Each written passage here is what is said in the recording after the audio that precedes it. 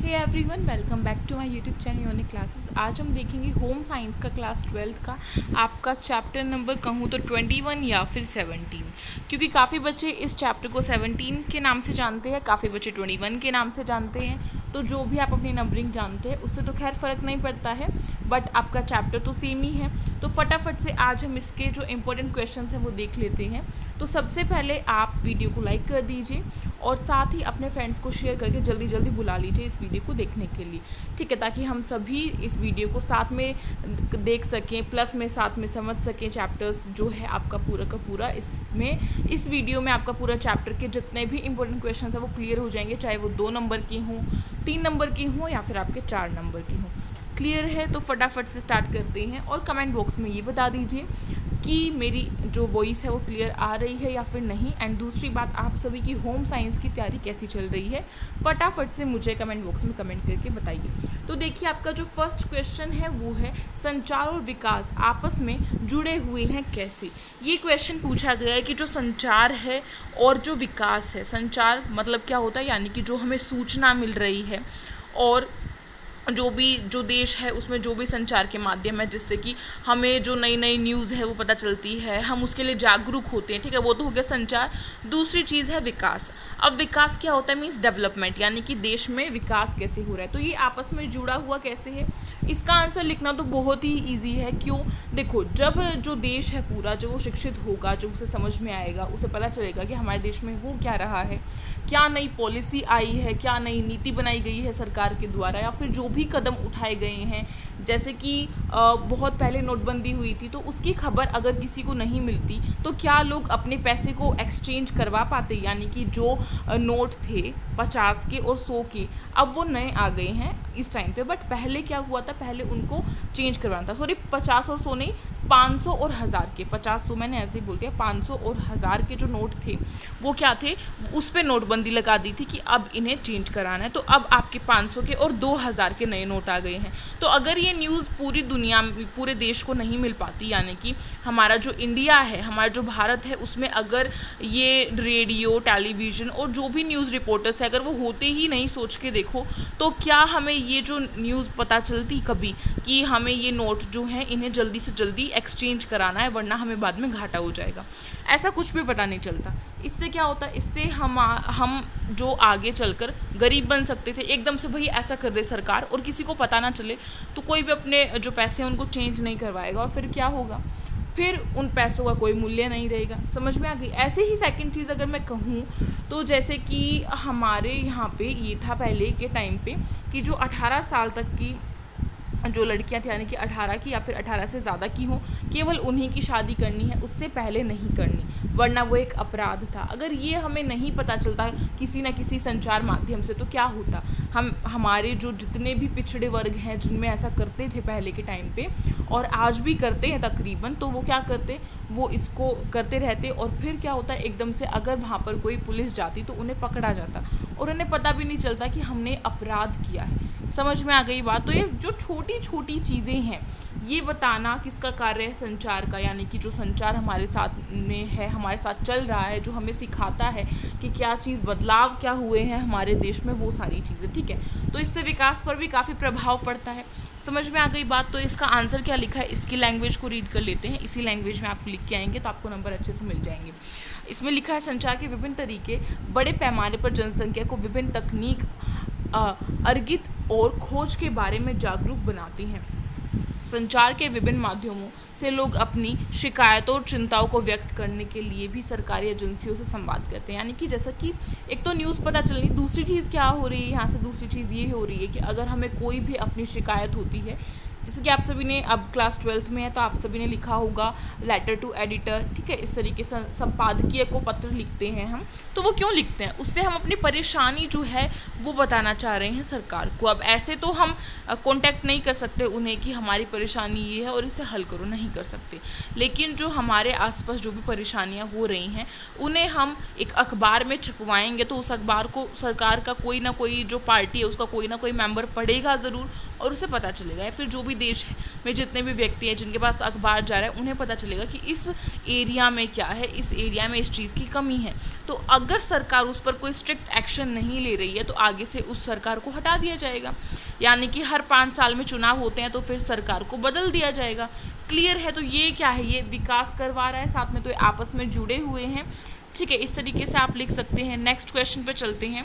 Next आपका जो question है वो है समुदाय रेडियो आकाशवाणी से कैसे अलग। जो समुदाय रेडियो है वो आकाशवाणी से किस तरीके से अलग है, हमें ये बताना है। तो सबसे पहली चीज़ तो ये है, जो समुदाय रेडियो होता है वो अपने लाभ के लिए नहीं होता, यानी कि ये जो स्टेशन है स्थानीय रेडियो स्टेशन, ये है नई अवधारणा लाभ के लिए नहीं बनाई गई, यानी कि जो भी अवधारणा बनाई गई है किसी भी लाभ के लिए नहीं बनाई गई है। लेकिन जो ये आकाशवाणी होती है ये क्या होती है, इसमें किसी न किसी तरीके से प्रमोशन करके लाभ कमाना सोचते हैं, यानी कि लाभ जो है उसे अर्जित करना सोचते हैं। तो फर्स्ट पॉइंट तो ये हो गया, ये लिख सकते हैं। सेकंड क्या लिखेंगे, सेकंड ये लिख देंगे कि जो रेडियो है आपका सामुदायिक रेडियो आकाशवाणी की तुलना में नया है, स्थानीय है, इंटरैक्टिव प्रारूप है, यानी कि इंटरेक्ट हो जाते हैं एक तरीके से हम, और काफ़ी आसान भी है। प्लस में क्या है, समुदाय के द्वारा समुदाय के लिए और समुदाय के बारे में है, यानी कि ये क्या है, ये समुदाय के द्वारा बनाया गया है, समुदाय के लिए है और समुदाय के बारे में हमें जो है न्यूज़ जो है वो देता है। ठीक है, और रेडियो की तुलना में लोगों के माध्यम के रूप में जो है अधिक सफल रहा है। उसके बाद थर्ड पॉइंट लिख सकते हैं कि जो यह समुदाय है ये क्या करता है, ये जो गरीब उन्मूलन है, यानी कि जो गरीब व्यक्ति हैं, जो गरीब वर्ग है, और उनके बारे में बताता है हमें कि यहाँ पर गरीबी फैली हुई है, अमीर और गरीब के बीच की खाई को दूर करने में जो है सहायक रहता है। प्लस में जो लैंगिक असमानता होती है, यानी कि जेंडर इनइक्वालिटी जो होती है, जो हमारे देश में फैली हुई है कि लड़का लड़की में भेदभाव करते हैं, उसके लिए हमें शिक्षित करता है, यानी कि सिखाता है कि जो चीज़ लड़का कर सकता है वही चीज़ लड़की भी कर सकती है। ठीक है, उसके बाद ये स्वास्थ्य के लिए बताता है, स्वच्छता के लिए हमें जागरूक करता है। क्लियर है? तो ये सारी चीज़ें आप अपने इनमें ऐड कर सकते हैं। नेक्स्ट चलें। नेक्स्ट आपका क्वेश्चन नंबर 3 है, वो है अभियान क्या है। अपने पसंद की समस्या पर अभियान के लिए एक नया नारा जो है वो बनाइए। तो अभियान आप सभी ने पढ़ रखा है। अच्छा, सबसे पहले ये तो मैं बताने भूल गई कि अगर आपको इस चैप्टर की एक्सप्लेनेशन देखनी है तो उसकी लिंक आपको डिस्क्रिप्शन बॉक्स में मिलेगी, फटाफट से जाके वहाँ से चेक करो और फिर इस वीडियो को देखने के बाद उसे देख लीजिएगा, ताकि जो भी और भी क्वेश्चंस हैं वो आप अच्छे से सॉल्व कर सकें। ठीक है, तो जो अभियान है वो क्या होती है, किसी विशेष उद्देश्य के लिए बैठक हो या फिर कोई यात्रा है, कोई जो लेख है वो लिखा गया है, उस चीज़ से रिलेटेड जो भी चीज़ की जाती है, बात की जाती है, विचार विमर्श किए जाते हैं। ठीक है, और फिर एक नारा बनाकर उसे पकड़ लिया जाता है, जिसके कुछ कुछ अभियान जो चलाते हैं आप सभी को पता है, और कुछ आंदोलन जो होते हैं वो अलग होते हैं, अभियान अलग होते हैं। क्लियर है? आंदोलन में कभी कभार ऐसा भी होता है कि मार पिटाई भी हो जाती है, लेकिन अभियान में ऐसा नहीं होता है। ठीक है, तो अभियान में नारा बनाकर उसकी मांग की जाती है। तो यहाँ पे कोई भी एक नारा लिख दो। यहाँ पे सिंपल इन्होंने लिखा हुआ है कोरोना वैक्सीन के जागरूकता अभियान के लिए नारा। अच्छा, नीचे लिखा हुआ है कोविड वैक्सीन की अवश्य ले लो 2 डोज, सुरक्षा मिलेगी घातक कोरोना से और हो जाएगी मौज। ठीक है, तो इस तरीके से कुछ भी लिख सकते हैं। बाय द वे जो थर्ड वाला क्वेश्चन था ये इतना इम्पोर्टेंट नहीं था। ठीक है, ऐसे क्वेश्चंस मैंने अभी तक देखे नहीं हैं, आपके जितने पेपर्स देखे हैं उनमें। तो क्वेश्चन नंबर जो आपका 4 है वो है सूचना संचार प्रौद्योगिकियाँ विकास की भावी वाहिका है, टिप्पणी कीजिए। तो ये जो लाइन यहाँ पे लिख दी गई है इस पर हमें टिप्पणी जो है वो करनी है। टिप्पणी करने का अर्थ है इसका मतलब समझाना है। तो सबसे पहले समझते हैं कि जो सूचना और संचार प्रौद्योगिकी है उसके अंदर क्या क्या चीज़ें हैं। सबसे पहली चीज़ उसमें कंप्यूटर है, हार्डवेयर एंड सॉफ्टवेयर होता है। ठीक है, अब काफ़ी सारी चीज़ें होती हैं इसमें, ऐसा नहीं है खाली कंप्यूटर ही हो। जैसे कि अगर मैं कहूँ तो आप फ़ोन मोबाइल जो यूज़ कर रहे हैं, जिससे आप अभी वीडियो देख रहे हैं, अपनी क्लास ले रहे हैं, वो भी इसी के अंतर्गत आ जाता है। फ़ोन जो होते हैं आजकल उससे हमें कितनी सारी न्यूज़ मिल जाती है। यूट्यूब पे इतने सारे न्यूज़ चैनल्स होते हैं जो कि हमारे टीवी पे ऑलरेडी आते हैं, बट जिन घरों में टीवी नहीं है या फिर लाइट नहीं है, कुछ भी लगा लो, वो अपने फ़ोन में देख सकता है। ठीक है, इस तरीके से काफ़ी सारी चीज़ें हेल्पफुल होती हैं। तो विश्व के सभी देश आज सूचना और संचार प्रौद्योगिकी के उपयोग द्वारा ही जनता को सूचना जो है वो प्रदान करते हैं। यानी कि जितनी भी जो विश्व है, जो पूरा वर्ल्ड है, पूरी दुनिया है, इसमें जितने भी देश, चाहे अमेरिका हो, ऑस्ट्रेलिया हो, अफगानिस्तान हो, पाकिस्तान हो, इंडिया हो, चीन हो, ठीक है, जितने भी देश हैं वो सभी क्या कर रहे हैं, वो अपनी एक सूचना और संचार प्रौद्योगिकी का क्या है इस्तेमाल करके अपनी जनता को सूचना जो है वो प्रदान करते हैं, जिससे कि क्या होता है पूरी जो हमारी पूरे देश है उसमें क्या है, जो भी नई पॉलिसी जो भी नई नीति आई है वो हमें पता चल जाती है। ये तो फ़ायदा हो गया। दूसरी चीज़ उन्होंने बताई, पूरे विश्व में मोबाइल फ़ोन के बढ़ते प्रयोग ने बाजार तथा जन सुविधा एवं सेवाओं तक आम आदमी की पहुंच तक सुविधाजनक बना दी गई है। जैसे कि आप सभी को पता है मोबाइल फ़ोन का कितना यूज़ होने लग गया है। आजकल देखो हर चीज़ मोबाइल फ़ोन में है। जिसके घर में टीवी नहीं है वो मोबाइल फ़ोन में टीवी देख सकता है। जैसे कि काफ़ी सारे जो चैनल्स हैं वो अपने एपिसोड्स क्या करते हैं, एक वेबसाइट बनाई हुई है उस पर डाल देते हैं, जैसे कि स्टार प्लस लगा लो और कलर्स लगा लो। ठीक है, मैं यहाँ पे प्रमोशन नहीं कर रही हूँ किसी का, बट एक एग्जांपल दे रही हूँ। ठीक है, इस तरीके से। और अगर किसी को पढ़ाई करनी है, जैसे कि आप सभी पढ़ाई कर रहे हैं, तो आप यूट्यूब का इस्तेमाल करें। काफ़ी सारी वेबसाइट्स होती हैं, उनसे पढ़ते हैं बच्चे। काफ़ी सारे कोर्स होते हैं, उन्हें ख़रीद लेते हैं बच्चे, जिससे कि क्या होता है वो पढ़ सकते हैं, यानी कि कम पैसों में उन्हें वही पढ़ाई वहाँ पर मिल रही होती है। और यूट्यूब पे तो आपको एक भी रुपया खर्च नहीं करना पड़ता और उसमें आपको फ्री में पढ़ाई जो है मिल रही होती है।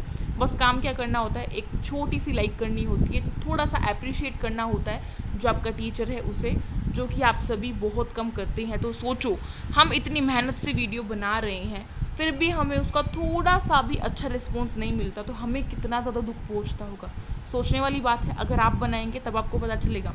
ठीक है, तो ये तो हुई खैर बात। दूसरी चीज़ क्या है, सूचना संचार प्रौद्योगिकी विकास की भावी वाहिका इसीलिए भी है क्योंकि इसके द्वारा ही निर्धन और पिछड़े जो वर्ग हैं, पिछड़े जो लोग हैं, जीवन यापन में सुधार तथा उसे बेहतर बनाना संभव हो पाया। यानी कि जो सूचना और संचार प्रौद्योगिकी है, इससे क्या हुआ है, जितने भी गरीब वर्ग हैं, जितने पिछड़े वर्ग हैं, उनकी जो जीवन यापन की जो स्थिति, यानी कि जो उनका लाइफ स्टाइल है, जिस तरीके से अपना जीवन जो है उसे व्यतीत कर रहे हैं, उसमें सुधार आया है।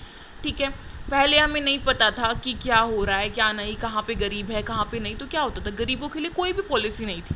आजकल कितने सारी पॉलिसी है, जैसे कि जो रोज़गार अधिनियम बनाया गया है, ठीक है, 2005 में बनाया गया था, आप सभी को पता होगा अगर इकोनॉमिक्स पढ़ी होगी तो, और ये तो छोटी क्लासेस में भी पढ़ा होगा आप सभी ने। ठीक है, और उसमें 100 दिन की जो गारंटी थी रोज़गार की वो दी गई थी, जिससे कि हर व्यक्ति क्या है कम से कम अपने खाने लायक पैसा कमा सके।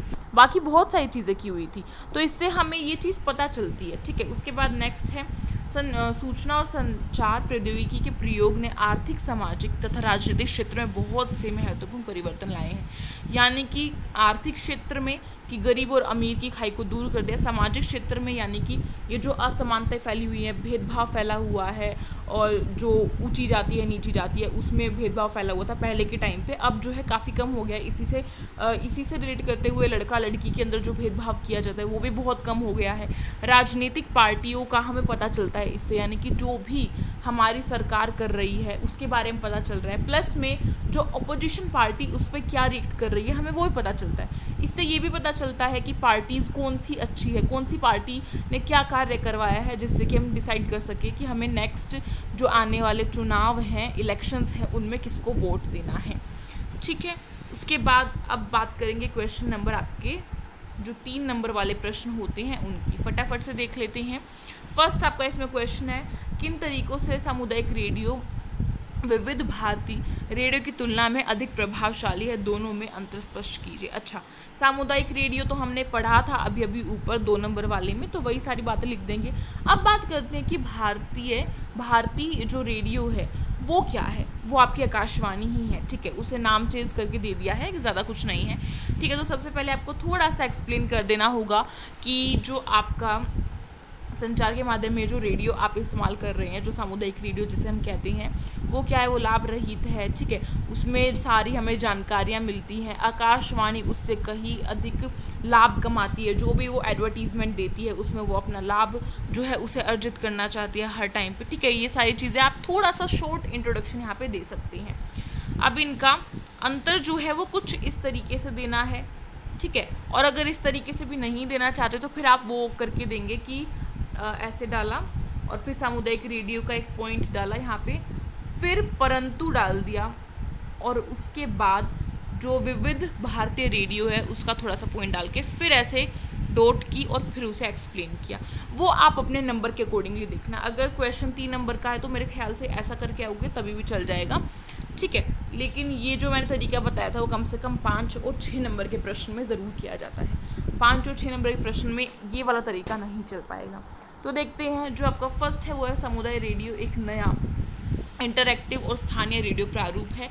यह रेडियो समुदाय के द्वारा और समुदाय के लिए और उसके बारे में जो है वो जाना जाता है। पहले ही हमने ये चीज़ पढ़ ली है, ठीक है। ऐसे ही आकाशवाणी जो है, आकाशवाणी अथवा ऑल इंडिया रेडियो राष्ट्रीय स्तर पर सरकार द्वारा चलाया जाता है। जो राष्ट्रीय स्तर पर चलाया जाने वाला रेडियो है वो है आकाशवाणी या फिर ऑल इंडिया, जो कि सरकार के द्वारा चलाया जा रहा है, ठीक है। ये रेडियो स्टेशन है। उसके बाद है यह लाभ रहित होता है और ये क्या है, ये लाभ जो है उसे कमाता है विज्ञापनों के द्वारा, जैसे कि मैंने आपको बताया था।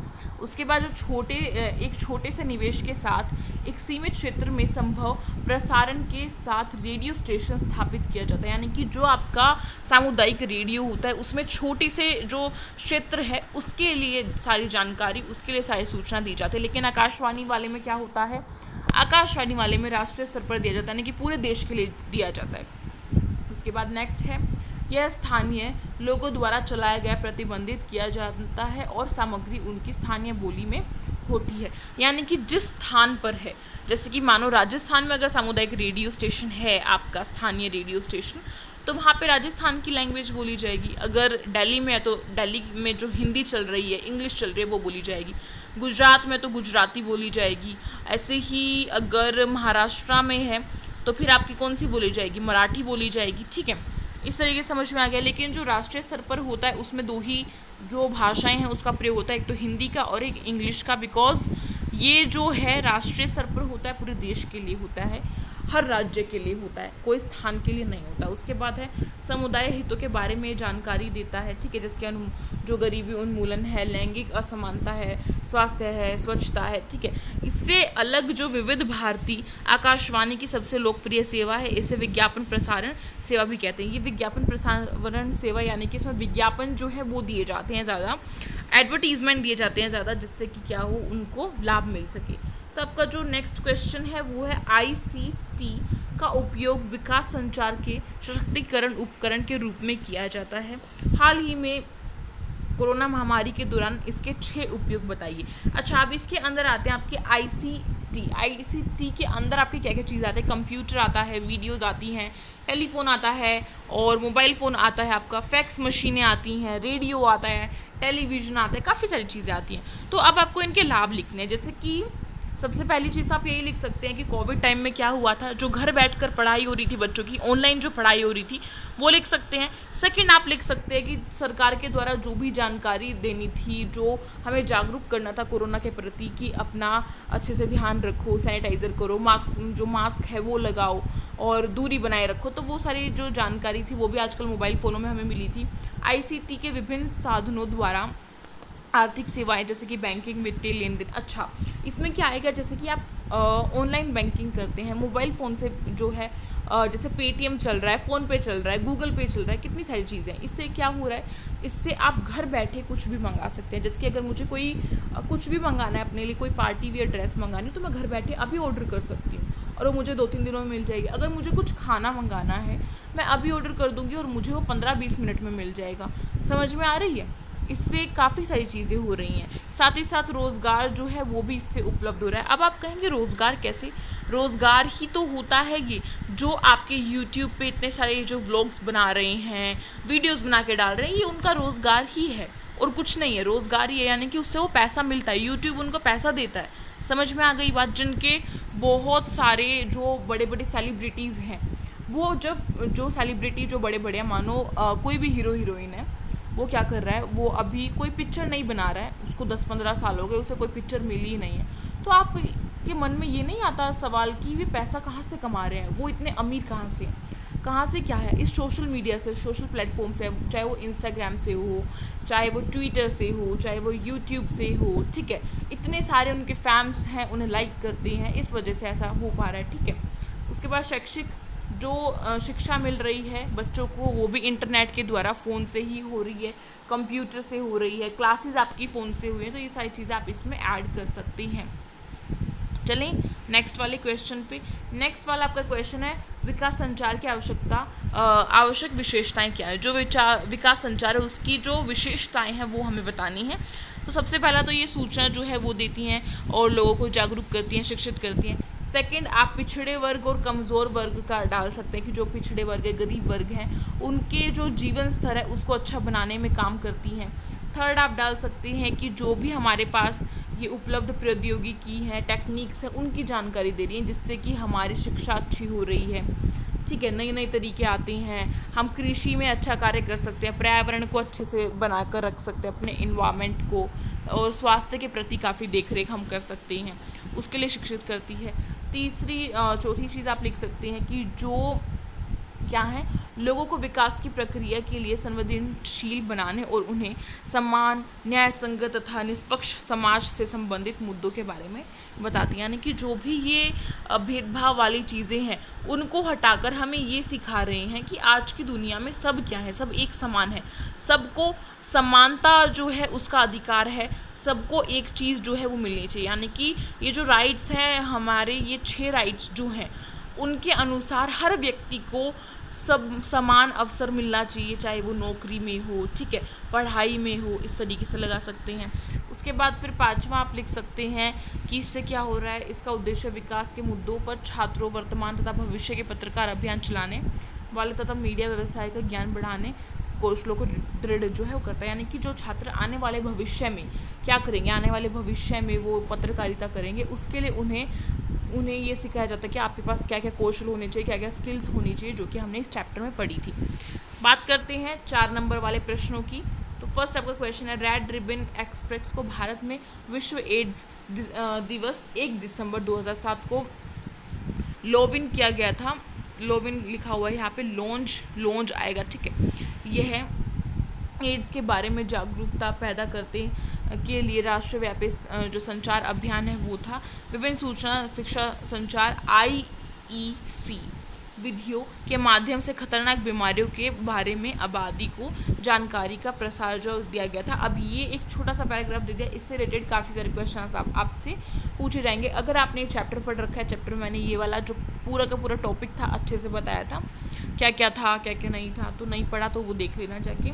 अच्छा, अब बात करते हैं क्वेश्चंस के। आपका फर्स्ट क्वेश्चन है, इस कार्यक्रम का जो प्राथमिक उद्देश्य था वो क्या था। प्राथमिक उद्देश्य इसका क्या था, एक तो सब लोगों को सूचना प्रदान करना, जागरूक करना। सेकंड थिंग, जो एड्स है, जो बीमारी है, उसका मतलब समझाना कि वो क्यों हो पाती है, उसे छुटकारा कैसे दिला सकते हैं। प्लस में लोगों को ये समझाना कि जो एड्स, ये जो बीमारी हो रही है, ये जो बीमारी फैल रही है, जिन लोगों को ये बीमारी हो गई है वो कोई बुरे नहीं है, वो अछूत नहीं है, या फिर हमें उनके साथ क्या है, कोऑपरेट करना चाहिए, उनके साथ हमें वैसा ही व्यवहार करना चाहिए जैसा कि हम दूसरों के साथ करते हैं। वो कोई अलग नहीं है, ठीक है, इसमें उनका कोई दोष नहीं है, इस तरीके से। और फिर नेक्स्ट आपका जो क्वेश्चन है वो है, बीमारियों के बारे में जानकारी फैलने के लिए इस्तेमाल की जाने वाले IEC गतिविधियों की गणना। यानी कि जो बीमारियां ये फैल रही हैं इनके बारे में जानकारी किस तरीके से देंगे। अब जगह जगह ये तो नहीं है कि अनाउंसमेंट करेंगे, बोलेंगे, नहीं, एक प्लेस पे तय कर देंगे, बोर्ड लगा देंगे कि भाई आज शाम 4 बजे ये वाला प्रोग्राम चल रहा है और यहाँ पे सभी को आना है।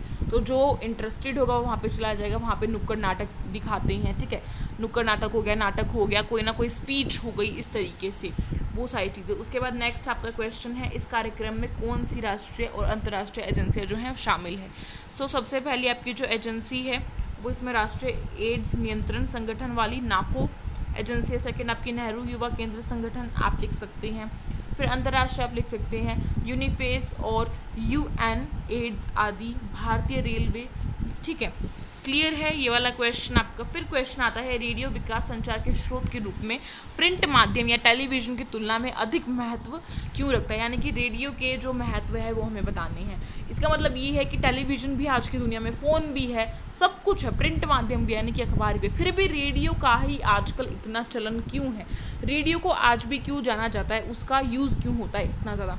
सबसे पहला, ये काफ़ी सस्ता जो है वो पड़ता है, सभी के लिए सुविधाजनक होता है, सस्ता होता है। यानी कि जो टेलीविज़न है वो आपके काफ़ी महंगे आते हैं, टीवी आपके काफ़ी महंगे आते हैं, उससे ईजी जो रेडियो है वो आप अपने फ़ोन में भी सुन सकते हैं, और जो रेडियो वैसे लाते हैं वो भी काफ़ी सस्ता होता है, ठीक है। दूसरी चीज़, इसकी पहुंच बहुत बड़ी है, यानी कि जो पूरा देश है उसमें ये फैला हुआ है, ठीक है, और लोगों को जो चीज़ें हैं, सूचना है वो प्रदान करता है, और साथ ही साथ ये श्रोताओं के साथ रह सकता है, यानी कि ये चल माध्यम है। अब आप कहेंगे ये कैसे चल माध्यम, क्या चलता है थोड़ी है, इसके पैर थोड़ी है, नहीं, आप कहीं ट्रैवल कर रहे हैं कार में, तो उसमें रेडियो होता है, आप सुनते हुए जाते हैं बड़े मज़े से, उसमें सॉन्ग्स होते हैं, काफ़ी सारी न्यूज़ होती है, कुछ ना कुछ कहानियाँ भी सुनाते हैं, काफ़ी सारे ऐसे जो चैनल्स हैं वो होते हैं उसमें, ठीक है। तो एक तरीके से आप जहाँ जा रहे हैं वहाँ पे चल सकता है। टेलीविज़न को उठा के थोड़ी ना लेके जाएंगे, या फिर अखबार को हर जगह थोड़ी ना पढ़ते हुए जाएंगे। सबसे और एक और अच्छी बात आप लिख सकते हैं कि जो अनपढ़ है, यानी कि जो अच्छे से पढ़ा लिखा नहीं है, जिसे रीडिंग करनी नहीं आती, पढ़ना नहीं आता, वो इसे सुन सकता है, जिससे कि उसे जो हमारे देश में जो भी चीज़ें हो रही हैं उसकी जानकारी मिल सके, ठीक है, क्लियर है। उसके बाद क्या कर सकते हैं, कई समय में कम समय में कई अलग अलग विषयों को कवर करता है, यानी कि जो कम समय होता है, कम टाइम में 1-1 मिनट के ऐड होती हैं, उसमें ये सारी चीज़ें बता देता है। ऐसा टीवी पे तो नहीं होता, ठीक है। उसके बाद नेक्स्ट लिख सकते हैं सार्वजनिक सेवा PSA कार्यक्रम के बीच जिंगल के रूप में जानकारी या सुझाव प्रदान करता है, ठीक है। तो अब मेरे ख्याल से ये जो आपके क्वेश्चंस थे मैंने अच्छे से करा दिए आपको। अब आपका एक छोटा सा काम बनता है जो कि आपको करना ही चाहिए भाई, लाइक कर देना, थोड़ा सा लाइक कर दो और अपने फ्रेंड्स में शेयर कर दो, प्लस में एक छोटी सी कमेंट करके मुझे बता सकते हैं कि वीडियो कैसी लगी, क्योंकि मैं भी आप सभी के लिए अपना टाइम निकाल कर आप सभी के लिए स्पेशली वीडियो बना रही हूँ। तो सोचने वाली बात है, मैं भी ये एक कमेंट और एक लाइक डिज़र्व करती हूँ आप सभी की तरफ से। तो आप इतना सा काम कर दीजिए, उसमें मुझे बहुत बड़ी खुशी मिलेगी। और मिलेंगे एक न्यू वीडियो के साथ, तब तक के लिए thank you so much for watching this video. मिलते हैं नेक्स्ट वीडियो में, तब तक के लिए न्यू है तो सब्सक्राइब कर लीजिएगा, एंड साइड में जो बेल आइकन है उसे कर दीजिएगा प्रेस, जिससे कि न्यू वीडियोज़ की नोटिफिकेशन आपके पास टाइम टू टाइम आती रहे।